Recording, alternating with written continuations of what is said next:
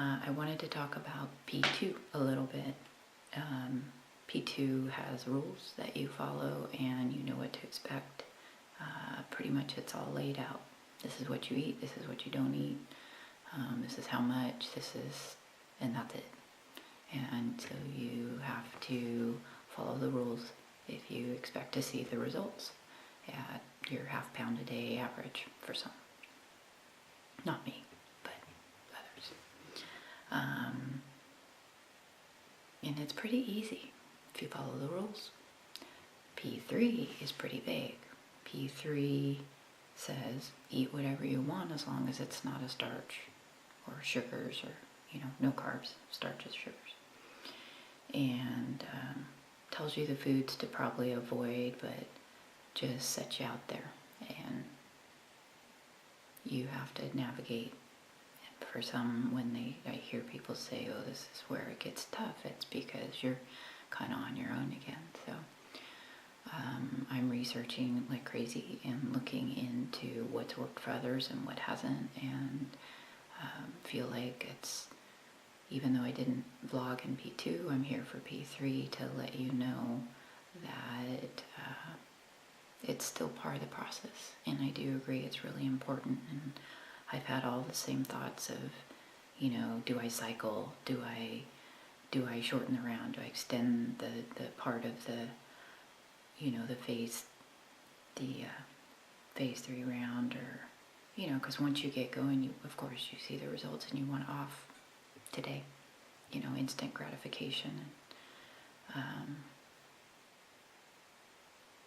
So what I'm going to kind of just go into what I'm doing. I'm going to add one food a day at a time, and then see what happens the next day on the scale. And if I don't see a huge increase, then I'm going to assume that food's going to work for me. And if I see an increase, I'm going to abstain the following day and try to look to see does the scale come back down a little bit, and try and find what works for me as long as my weight doesn't do a huge jump. So yesterday was my first day, phase 3. After the 3-day waiting period, I didn't find that 3-day waiting period too difficult. I just tried to keep out of the kitchen and kept eating P2 and had a lot of water, and avoided any triggers that typically make me either hungry or feel like I need to have food. So those first 3 days without the drops and coming off of the HCG, I did okay. And was trying to decide between bacon or cheese. And once my husband got up and started cooking the bacon for breakfast, that's what it ended up being, because it smelled so good. So I had 2.5 pieces of bacon, and I had 1 egg and half a cup of egg whites. And I wasn't worried about the eggs because I've done the eggs before a couple times in P2. I didn't do it a lot, but I did do it and didn't have any problems. So I just did the 2.5 pieces of bacon. Now I probably would have had more bacon, but my youngest daughter came in and started pilfering the pile. And so I shared. Isn't that nice of me? But again, if there had been more bacon, I'd have probably eaten more.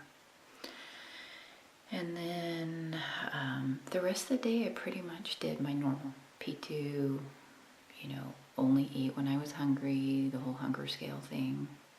I haven't read the book, but I've listened to what you've all said, and all the HCG dieters before me that have read the book or are following that theory, and tried to just keep it, eat when I'm hungry and eat small amounts and think about it. Think about what you're putting in your mouth and think about eating. And so my weight is up by a pound today, a whole pound. and I don't think it was the bacon, because last night I had 2 glasses of late harvest Zinfandel, and I always gain on red wine. And through P2, most of the time when I cheated, it was with red wine. So I knew I was going to pay the price. I just didn't know by how much.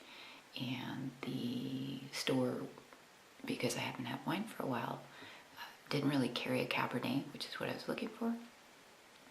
So I just grabbed this in, and then when I got home, I saw that it was a late harvest in, which, if any of you know, is a lot of sugar. So it dumped a lot of sugar into my system last night. And red wine blesses me with an increase, 1 pound. So did I enjoy it? Oh yeah, it was really good. It was really good.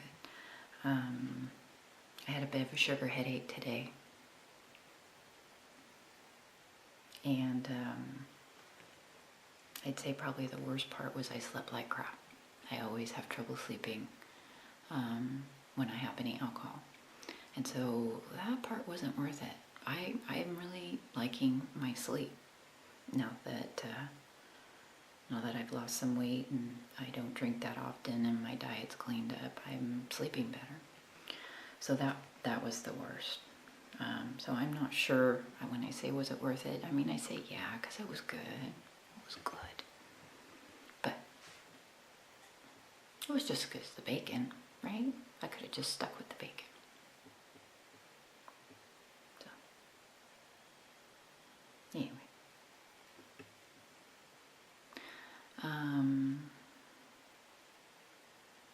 So that was yesterday. So today I woke up and I had 2 slices of baby Swiss in my spinach, bacon, and red onion omelet. And it was glorious. The Swiss cheese was delicious. So I went with cheese today and just another, I think I had 2 pieces of bacon again. And so now it's the waiting game. I need to wait till tomorrow and check the scale and see what happens. Reward, failure, whatever it is, you know, it's part of the process, or learning in this process also. The other idea I'm going with real quick is just the idea of gradually increasing your calories. So, you know, you've been on this 500 calorie a day diet, which I never was one to weigh everything out and count my calories. I went with the protocol, kind of gauging everything by handful. I did weigh my protein always, but as far as my fruits and vegetables, I didn't weigh them out. It was within reason, you know, what's to be expected of a serving. So what I did was I calculated my personal BMR, and I've increased my protein. And other than that, I'm just eating P2 and keeping my water intake high. And I'm just gonna gradually increase the calories by about 300 a week for the next 3 weeks until I'm up to what my BMR is. And I think if you start out that way and don't go hog wild, then you don't, you know, your body isn't that freaked out by the change because you're used to eating smaller amounts. And if you just keep it that way, if you're hungry, eat some protein. Pretty simple. You know, have a little bit of that, have some of the things that others are talking about that work for them, whatever it may be. I'm still sticking with steak and fish and chicken and, you know, my veggie, my salad, and just gonna go with that. So we'll see what tomorrow brings. When I say failure, reward or failure, I mean, that's kind of a funny way of putting it, but that's what it comes down to. Can I eat this food? Or did I eat too much? How much of it can I eat? And then just keep adding them back and go from there. So, hope everybody's having a great day. And if you're If you're having a hard time, just sit down and kind of reevaluate why you're doing it. Look within, find something that helps you remember why this is important and why you're continuing the journey, and keep going. And you know, the day goes pretty quick, and tomorrow will come, and then you start again. But get through it one day at a time, and typically you are rewarded the next day. So, thanks for watching.